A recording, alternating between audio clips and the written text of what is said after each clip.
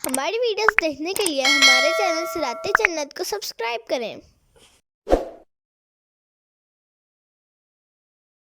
غافر الذنب وقابل التوب شدید العقاب ذی الطول لا الہ الا ہو الیہ المصیر۔ ترجمہ کنز العرفان، گناہ بخشنے والا اور توبہ قبول کرنے والا، سخت عذاب دینے والا، بڑے انعام والا ہے، اس کے سوا کوئی معبود نہیں، اسی کی طرف پھرنا ہے۔ تفسیر صراط الجنان سے اس آیت کی مزید تفسیر سنتے ہیں۔ جب اللہ تعالیٰ کی یہ شان ہے کہ وہ گناہوں کو بخشنے والا بھی ہے اور کافروں اور گناہ گاروں کی توبہ قبول فرمانے والا بھی ہے، سخت عذاب دینے والا بھی ہے اور انعام و احسان فرمانے والا بھی ہے، وہی اکیلا معبود ہے اور سبھی کو اپنے اعمال کا حساب دینے اور ان کی جزا پانے کے لیے اللہ تعالیٰ کی بارگاہ میں حاضر ہونا بھی ہے، تو ہر کافر اور گناہ گار مسلمان کو چاہیے کہ وہ اپنے کفر اور گناہوں سے سچی توبہ کرے، اللہ تعالیٰ کی بارگاہ سے بخشش اور مغفرت طلب کرے، اس کے عذاب سے ڈرتا اور اس سے پناہ مانگتا رہے، اس کے انعام و احسان کو پانے کی کوشش کرے، صرف اللہ تعالیٰ ہی کی عبادت کیا کرے اور آخرت میں ہونے والے حساب کی دنیا میں ہی تیاری کرے۔ انہی چیزوں کی ترغیب دیتے اور حکم دیتے ہوئے ایک اور مقام پر اللہ تعالیٰ ارشاد فرماتا ہے، ترجمہ: اور وہ لوگ کہ جب کسی بے حیائی کا ارتکاب کر لیں یا اپنی جانوں پر ظلم کر لیں تو اللہ کو یاد کر کے اپنے گناہوں کی معافی مانگیں، اور اللہ کے علاوہ کون گناہوں کو معاف کر سکتا ہے، اور یہ لوگ جان بوجھ کر اپنے برے اعمال پر اصرار نہ کریں، یہ وہ لوگ ہیں جن کا بدلہ ان کے رب کی طرف سے بخشش ہے، اور وہ جنتیں ہیں جن کے نیچے نہریں جاری ہیں، یہ لوگ ہمیشہ ان جنتوں میں رہیں گے، اور نیک اعمال کرنے والوں کا کتنا اچھا بدلہ ہے۔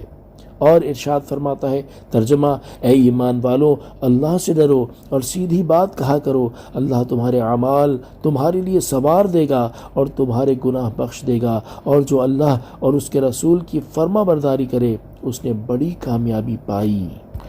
اللہ تعالی ہمیں گناہوں سے سچی توبہ کرنے اور اپنی آخرت کی تیاری کرنے کی توفیق عطا فرمائے، آمین۔ حضرت یزید بن اسم رحمۃ اللہ تعالی علیہ سے منقول ہے کہ ایک آدمی بڑا طاقتور تھا اور شام کے لوگوں سے تعلق رکھتا تھا۔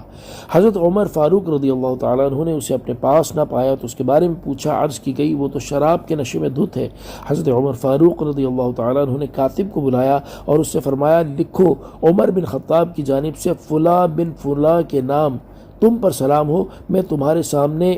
اس اللہ تعالیٰ کی حمد و ثنا بیان کرتا ہوں جس کے سوا کوئی معبود نہیں، غافر الذنب وقابل التوب شدید العقاب ذی الطول لا الہ الا ہو الیہ المصیر۔ پھر آپ نے دعا کی اور جو لوگ آپ کے پاس تھے انہوں نے آمین کہی۔ انہوں نے اس آدمی کے حق میں یہ دعا کی کہ اللہ تعالیٰ اس پر نظر رحمت فرمائے اور اس کی توبہ قبول فرمائے۔ جب وہ خط اس آدمی تک پہنچا تو وہ اسے پڑھنے لگا اور ساتھ میں یوں کہتا، غافر الذنب، اللہ تعالیٰ نے مجھ سے بخشش کا وعدہ کیا ہے، وقابل التوب شدید العقاب، اللہ تعالیٰ نے مجھے اپنے عذاب سے ڈرایا، ذی الطول، بہت زیادہ انعام فرمانے والا ہے، الیہ المصیر، وہ بار بار اسے اپنے اوپر دہراتا رہا یہاں تک کہ رونے لگا۔ پھر اس نے گناہوں سے توبہ کی اور بہترین توبہ کی۔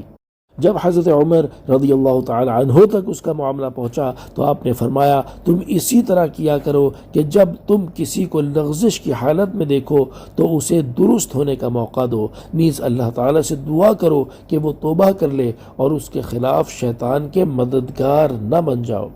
اس سے ان لوگوں کو نصیحت حاصل کرنی چاہیے جو کسی کے گناہ میں مبتلا ہونے کے بارے میں جاننے کے بعد اس کے ساتھ ایسا سلوک کرتے ہیں جس سے وہ اپنے گناہوں سے باز آنے کی بجائے اور زیادہ گناہوں پر بے باک ہو جاتا ہے۔ انہیں چاہیے کہ گناہ گار سے نفرت نہ کریں بلکہ اس کے گناہ سے نفرت کریں اور اسے اس طرح نصیحت کریں جس سے اسے گناہ چھوڑ دینے اور نیک اعمال کرنے کی رغبت ملے، وہ اپنے اعمال کی اصلاح کرنے اور گناہوں سے توبہ کرنے کی طرف مائل ہو اور پرہیزگار انسان بننے کی کوشش شروع کر دے، نیز اس کی اصلاح اور توبہ کے بارے میں اللہ تعالیٰ سے دعا گو بھی رہے۔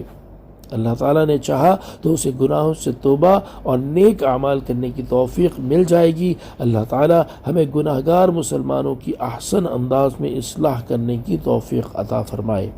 آمین بجاہ النبی الامین صلی اللہ تعالی علیہ وآلہ وسلم۔ صلو علی الحبیب صلی اللہ تعالی علی محمد صلی اللہ تعالی علیہ وآلہ وسلم۔